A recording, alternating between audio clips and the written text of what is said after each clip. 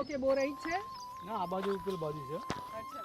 તળાવથી બહુ ફાયદો થયો, અચ્છા. કારણ કે 4 વર્ષે આ તળાવ ભરવાની અને પેલું ભરાતું, પણ જે શિયાળામાં જે અમે હું એક ભાગ્ય તરીકે કામ કરું છું. હા હા.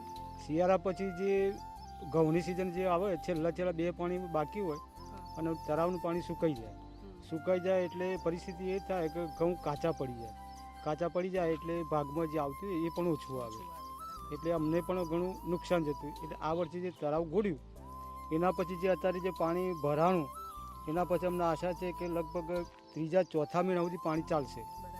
અને જો આવતા વર્ષે જો આવું તમે કામગીરી કરો તો અમને ગામનો બહુ ફાયદો છે અને મારા હિતમાં છે. બસ એટલું જ કહેવું છે. એટલે તમારી જમીન નથી તોય તમે જેમની વાવો છે એમાં તમને ભાગમાં ફાયદો થશે. ફાયદો થશે. ખૂબ સરસ. તો આવા કાર્યો વધારે કરવા જોઈએ. કરવા જ જોઈએ. અને આવતા વર્ષે પણ થોડું વધારે કરો તો સારું.